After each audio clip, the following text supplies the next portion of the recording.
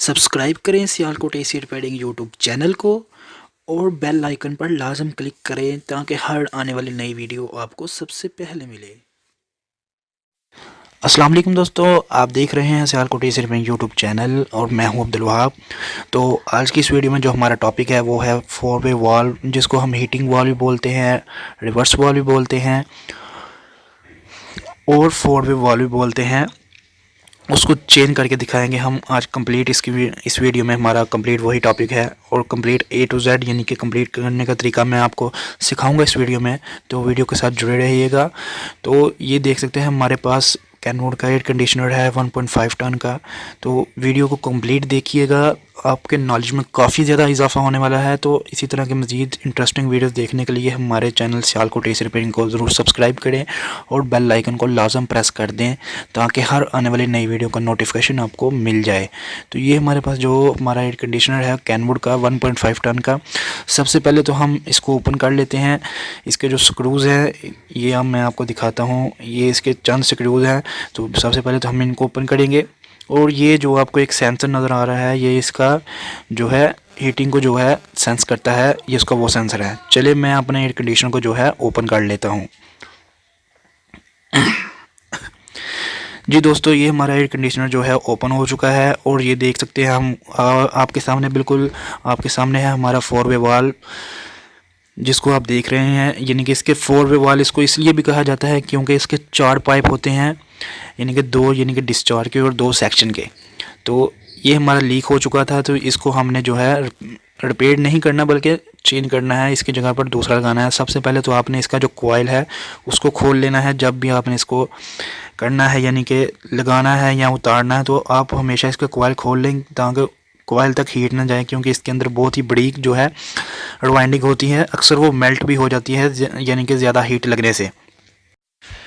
तो ये मैं आपको दिखाता हूँ। आपने हमेशा जब भी अपना 4 वे वाल्व खोलना है और यहाँ लगाना है। अगर आपने उतारना है फिर तो मसला नहीं है, लेकिन जब भी आपने अपना नया 4 वे वाल्व लगाना है तो उसके जो टांके हैं वो मैं आपको आगे बहुत ही अहम चीज़ बताने वाला हूँ, तो वीडियो के साथ जुड़े रहिएगा। तो ये देखिए मैं अब इनको आपको उतार के दिखाता हूँ। मैं अभी इनको जो है इसके जो पाइप हैं इनको निकाल के दिखाता हूँ अभी आपको। आपने जो है 4 वे वाल्व के जो मेन यानी कि कनेक्टर हैं जहाँ से पाइप कनेक्ट होते हैं, आपने वहाँ से नहीं निकालना बल्कि आपने जो उससे अगला जो है कनेक्टर है वहाँ से निकालना है। कनेक्टर भी इसको हम बोलते हैं, जोड़ भी बोलते हैं, लेकिन आप जो भी बोलते हैं, तो आपने वहाँ से अपने पाइप को जो है निकालना है। तो ये देखें आप, मैं अभी आपको निकाल के दिखाता हूँ।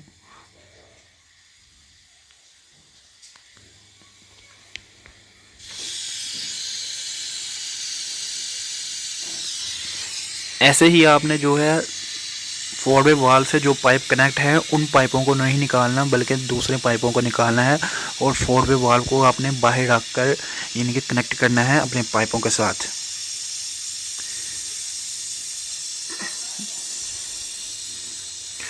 वो हमारा डिस्चार्ज का पाइप था और ये हमारा सक्शन का पाइप है।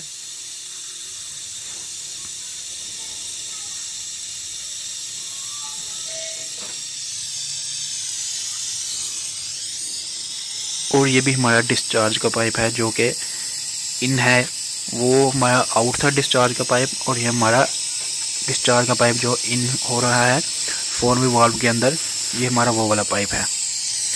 और एक पाइप हमारा साथ ही लगा हुआ है जो कि सेक्शन वाल्व जिसके साथ लगा हुआ है। तो ये देखिए मैंने अपना जो वाल्व है 4 वे वाल्व उसको खोल लिया है। तो इसकी जो पाइपिंग आप देख रहे हैं सेम इसी तरीके से आपने उसकी पाइपिंग भी लगानी है। तो मैं अभी इसके पाइप जो है निकाल देता हूँ। चूँकि ये हमारा वाल्व जो है ख़राब हो चुका है तो इसको अगर हीट मिल भी जाएगी तो इसका कोई इशू नहीं होगा, लेकिन आपने जो नया वाल्व लगाना है उसका आपने हमेशा ध्यान रखना है कि वो हमारे वाल्व को ज़रा भी हीट ना मिले, क्योंकि उसके अंदर जो छोटा सा प्लास्टिक होता है अगर आपको वो मेल्ट हो गया तो आपको दोबारा से जो है अपना नया वाल्व जो है लगाना पड़ जाएगा।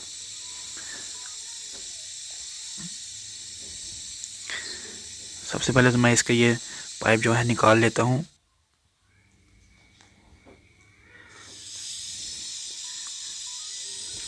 बहुत ही अहम यानी कि आगे आगे आपको मैं एक बात बताने वाला हूँ कि आपने अपने जो नया फोर वे वाल्व है उसको कैसे यानी कि उसकी सोल्डरिंग करनी है, यानी कि उसको कैसे कनेक्ट करना है अपने पाइपों के साथ।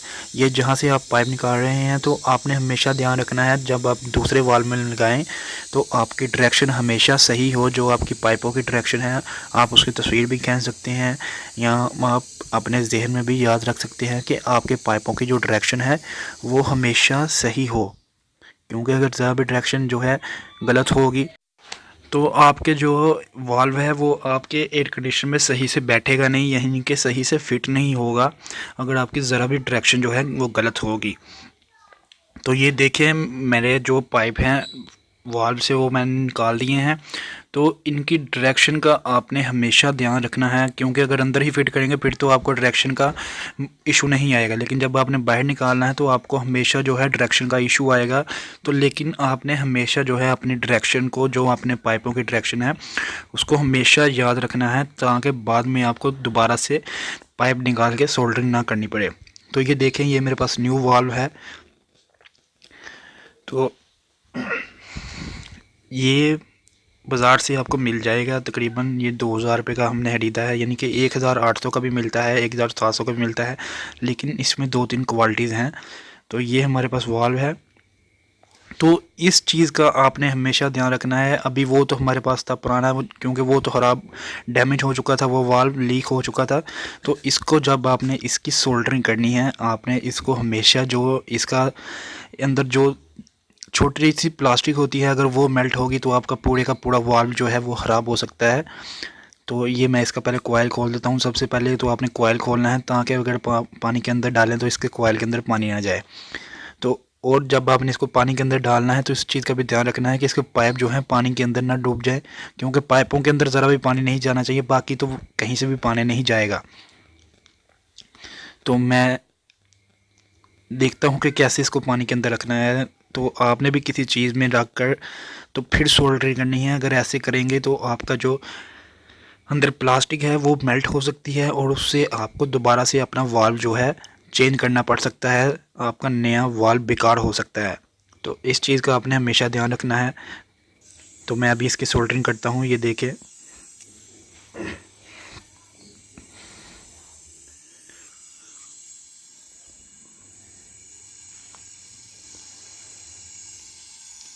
डायरेक्शन का दोस्तों आपने सबसे ज़्यादा ध्यान रखना है। मैं बार बार इसी चीज़ पर फोकस कर रहा हूँ कि डायरेक्शन का हमेशा आपने जो है ध्यान रखना है, क्योंकि अगर डायरेक्शन ख़राब होगी तो आपका पूरा वाल्व जो है यानी कि आपको दोबारा से मेहनत करनी पड़ सकती है। और ये यहाँ पर मैं सोल्डरिंग कर चुका हूँ कंप्लीट जो है अपने पाइपों की। तो ये देख सकते हैं पानी के अंदर मैंने रखा हुआ था, वहाँ पर ही मैंने सोल्डरिंग की है और कोई भी हमारे यानी कि वाल्व को कोई भी नुकसान नहीं पहुंचा। और ये पुराना वाल्व था जिसको मैंने पानी के अंदर उसको सहारा देने के लिए रख लिया, लेकिन आपने नए वाल्व को कभी भी पानी के अंदर ऐसे नहीं डालना ताकि उसके पाइपों के अंदर पानी ना चला जाए।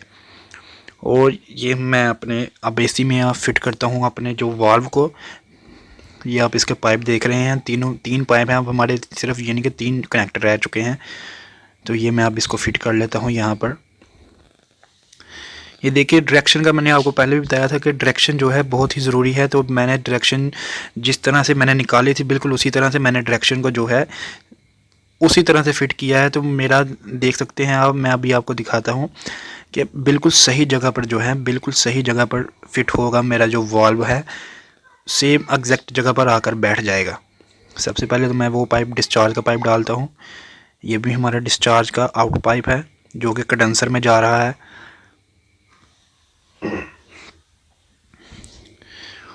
और बाकी एक हमारा सेक्शन का कंप्रेसर की सेक्शन का पाइप है और दूसरा हमारा जिसके साथ हमारा सेक्शन का वाल्व लगा हुआ है एक वो पाइप है।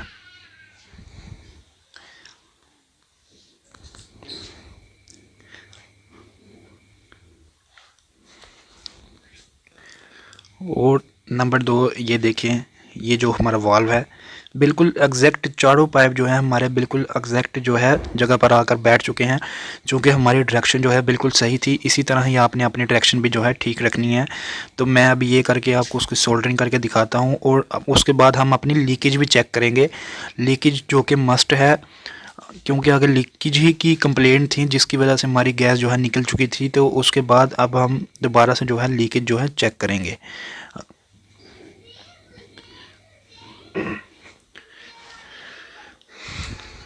अभी मैं इसकी सोल्डरिंग कर देता हूँ। तो देखिए हमारे पाइप जो हैं चारों बैठ चुके हैं। अगर थोड़े से आगे पीछे हों, पाइपों के साथ पाइप टच हो रहे हों, तो आप उसको हाथ के साथ भी कर सकते हैं। तो ये देखिए मैं इसकी सोल्डरिंग करने वाला हूँ। ये हमारा कंप्रेसर के सेक्शन का पाइप है। इसको आपने बहुत ही ध्यान से, इस पाइप को खासकर बहुत ही ध्यान से यानी कि वेल्ड करना है, ताकि पूरे पाइप को जो है ज़्यादा हीट ना मिले। क्योंकि कंप्रेसर का वो जो नीचे होता है, बाज़ औक़ात ऐसा भी केस देखने में मिलता है कि कंप्रेसर के वो जो बेस से जो है वो पाइप जो है लीक हो जाता है अक्सर ज़्यादा हीट मिलने से। तो मैं अभी आपको दिखाता हूँ, सोल्डरिंग करने के बाद मैं आपको दिखा देता हूँ। और उसके बाद आपने उसकी लीकेज भी वहाँ से अच्छी तरह से चेक करनी है, ताकि आपको कोई डाउट ना हो। ये देखें, ये हमारी सोल्डरिंग हो गई है। तो अब मैं आपको जो बेस से बता रहा था, ये हमारी बेस है। यहाँ से आपने हमेशा अच्छी तरह से चेक कर लेना है। और बाकी सोल्डरिंग भी मेरी कंप्लीट हो चुकी है। मैं सॉरी दोस्तों, मैं आपको कंप्लीट नहीं दिखा सका। अगर मैं कंप्लीट सोल्डरिंग करना दिखाता तो वीडियो काफ़ी लंबी हो जाती। तो बाकी जिन दोस्तों को आता है वो तो सोल्डरिंग कर ही सकते हैं। तो ये देखें हमारा फोर वाल जो है लग चुका है बीच में। मैंने अभी इसको प्रेशर दिया था, तो अब मैं अभी इसकी लीकेज जो है वो चेक कर रहा हूँ। जी हाँ, तो मैंने इसको यहाँ पर प्रेशर दिया था। मैंने ज़्यादा प्रेशर नहीं दिया, सिर्फ 100 प्रेशर दिया था, वो भी गैस के साथ। क्योंकि मैं वो जो है प्रेशर पंप तो नहीं थे लेके आया, लेकिन जो है मैंने गैस के साथ ही प्रेशर देकर इसकी लीकेज जो है अच्छी तरह से चेक कर ली है। तो इसी तरह से आपने भी अच्छी तरह से अपनी लीकेज जो है वो चेक कर लेनी है। तो दोस्तों उम्मीद करता हूँ आपको वीडियो को में काफ़ी कुछ सीखने को मिला होगा। तो वीडियो को लाइक और शेयर ज़रूर कीजिएगा। और अभी तक अगर आपने हमारे चैनल सियालकोट एसी को सब्सक्राइब नहीं किया तो काइंडली इसको सब्सक्राइब करें और बेल आइकन को लाजम प्रेस करें। मिलता हूँ अगली वीडियो में एक नए टॉपिक के साथ। तब तक के लिए अल्लाह।